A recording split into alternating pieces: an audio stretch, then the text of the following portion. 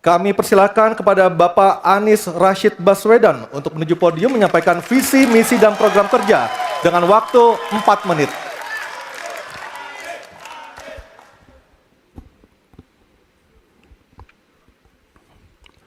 Assalamualaikum warahmatullahi wabarakatuh. Selamat malam dan salam sejahtera untuk semuanya. Bapak Ibu sekalian, saudara-saudara sebangsa, setanah air yang saya hormati, yang saya cintai. Ketika kepercayaan dari Ibu dan Bapak saudara sekalian diberikan kepada kami, maka kami insya Allah akan mengembalikan posisi Indonesia menjadi pelaku utama di dalam konstelasi global. Indonesia tidak hadir sebagai penonton, tapi Indonesia hadir sebagai penentu arah perdamaian, kemakmuran bagi seluruh bangsa di level global maupun di level regional. Kami merencanakan bagaimana kekuatan Indonesia, kekuatan kebudayaan, kekuatan kesenian, kekuatan ekonomi ikut mewarnai kancah dunia.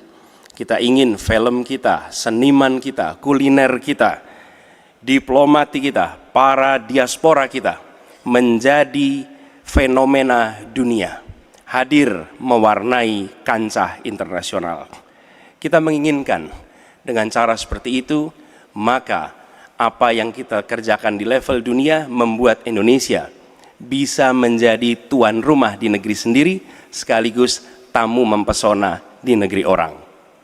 Dan Presiden menjadi panglima diplomasi Indonesia, bukan hanya hadir dalam forum-forum, tapi hadir mewarnai, hadir serius memperjuangkan amanat, termasuk amanat terpenting, menghapuskan penjajahan di muka bumi. Bukan sekedar statement dalam upacara, tapi Presiden dan seluruh jajaran diplomasi bekerja keras untuk itu, khususnya untuk Palestina. Tapi dalam kenyataannya, kita bicara tentang pertahanan di sisi lain. Kita menghadapi tantangan yang tidak kecil. Dalam beberapa tahun terakhir ini, lebih dari 160.000 orang meninggal, bukan karena serangan militer, tapi karena serangan virus. HP kita, komputer kita, diserang oleh cyber attack. Lebih dari 800 juta cyber attack. Perdagangan manusia, perdagangan anak. Bagaimana perempuan, anak-anak menjadi korban, lebih dari 3.000 orang. Dan narkoba menyerbu Indonesia. 4,8 juta orang terpapar narkoba. Keluarga-keluarga kita menderita karena narkoba ini. Dan itu pedih sekali. Itu tingkat keluarga. Pencurian ikan, pencurian pasir, itu menandakan bahwa kita kebobolan. Dan lebih jauh lagi, ironisnya, Kementerian Pertahanan menjadi kementerian yang dibobol oleh hacker di 2023. Sebuah ironi, karena itu kita ingin mengembalikan.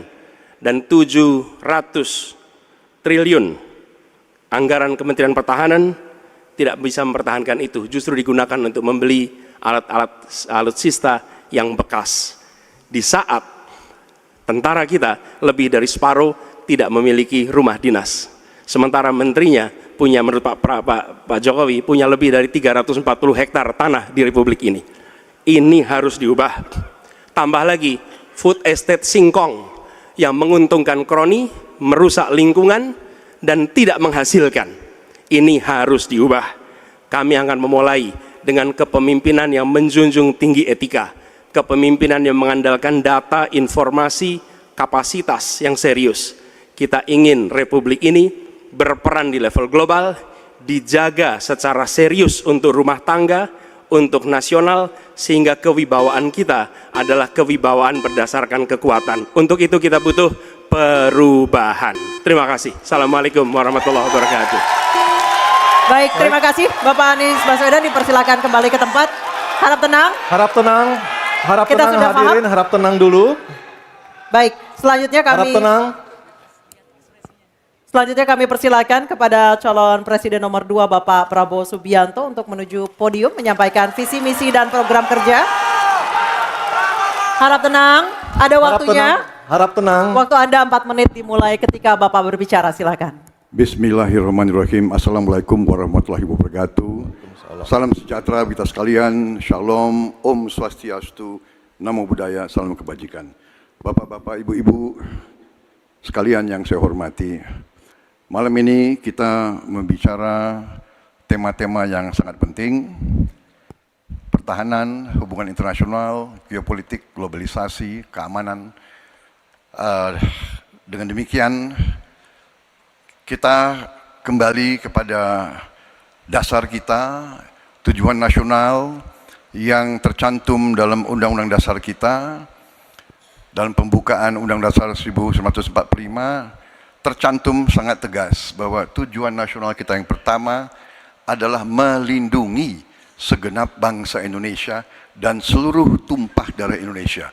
Jadi, fungsi dari negara yang pertama adalah melindungi, berarti pertahanan.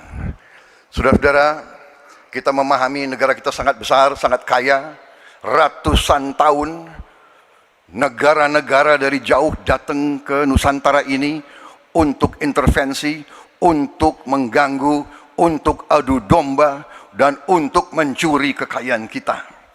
Sampai kita merdeka, kita pun harus berhadapan dengan kekayaan alam kita diambil dengan murah.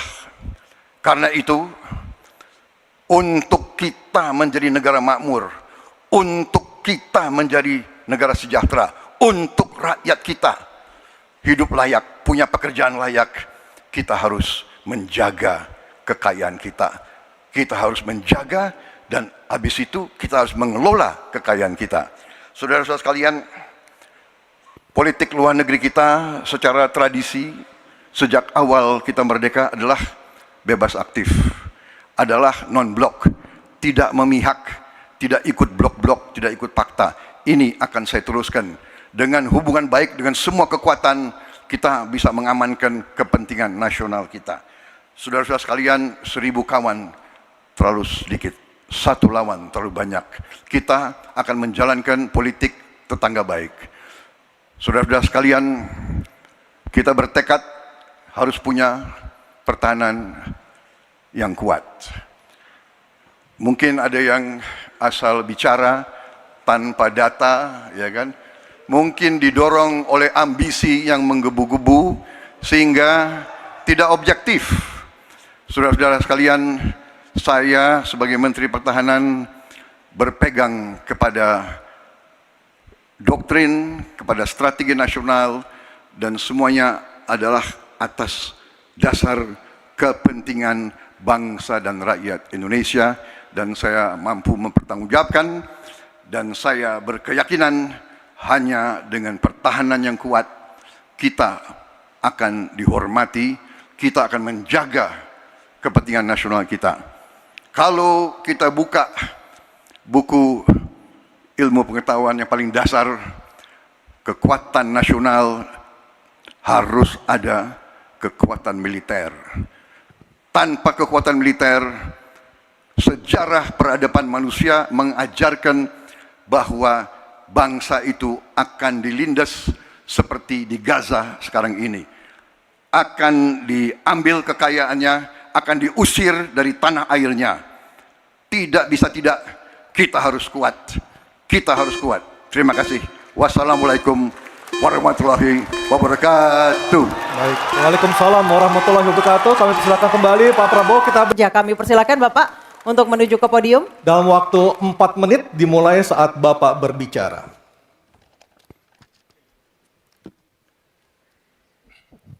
Terima kasih. Selamat malam Bapak Ibu sekalian yang hari ini hadir di studio dan tentu saja yang menyaksikan melalui tayangan televisi atau streaming.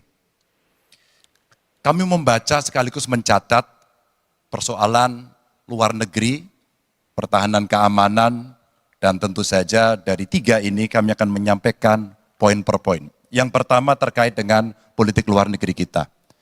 Politik luar negeri kita adalah alat untuk negosiasi terhadap dunia luar, tapi kepentingan nasional harus nomor 1. Kenapa itu menjadi penting? Karena kita mesti betul-betul bisa melakukan redefinisi terhadap politik luar negeri yang bebas aktif, yang disesuaikan dengan kondisi kekinian. Ini penting karena apa? Karena kita perlu untuk memilih, memilah, dan memprioritaskan yang menjadi kekuatan, keinginan, dari bangsa dan negara ini. Rakyat butuh bekerja. Rakyat butuh lapangan kerja lebih banyak. Investasi harus lebih banyak. Maka kita mesti memperkuat infrastruktur diplomasi kita, duta besar, para diplomat, dan tentu saja inilah yang mesti kita berikan penugasan-penugasan untuk membereskan persoalan-persoalan kepentingan ekonomi nasional dalam konteks kekinian. Dan tentu saja kita tidak pernah lupa, Indonesia selalu setia pada kesepakatan yang pernah diambil. Dekolonisasi yang dilakukan mendorong, meyakinkan kita semua untuk membebaskan seluruh bangsa tanpa boleh mengintervensi satu dengan yang lain. Dan inilah komitmen kita pada kemerdekaan Palestina yang kita dukung terus-menerus.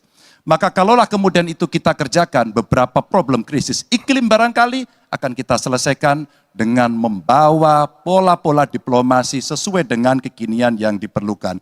Atau barangkali kepentingan UMKM yang mesti kita bawa ke dunia internasional seperti praktek yang pernah kami lakukan di Jawa Tengah. Dan itu membuat masyarakat akan merasakan politik luar negeri jauh lebih baik.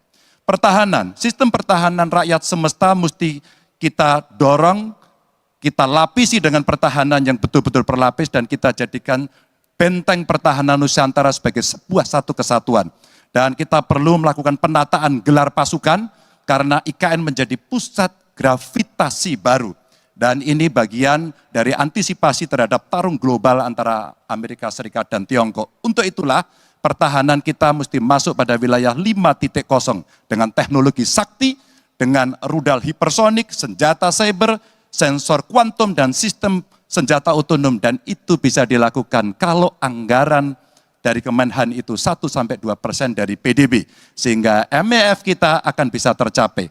Karena ini yang mengerikan, di 2024 saya khawatir ini tidak akan tercapai. Untuk keamanan, terorisme, narkoba, pinjaman online, judi online, kekerasan seksual, ini perlu mendapatkan perhatian termasuk TPPU. Maka reformasi kepolisian betul-betul harus mengantisipasi ini dengan penguatan cyber system kita, termasuk pengembangan SDM cyber yang kuat. Polisi yang menjadi pengabdi masyarakat betul-betul akan bisa mengayomi. Seperti kemudian pada saat saya bertemu dengan Ibu Mary Hugeng. Bagaimana Ibu Mary menceritakan bahwa polisi kita mengayomi dengan kesungguhan. Polisi kita hidup dengan sangat sederhana dan mereka punya integritas yang tinggi.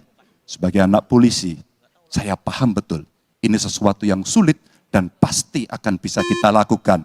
Dan tentu saja inilah capaian-capaian yang akan kita lakukan oleh Ganjar Mahfud. Bismillah, insya Allah kami siap. Baik, terima kasih Bapak Ganjar Pranowo. Kami persilakan kembali ke tempat Pak Ganjar.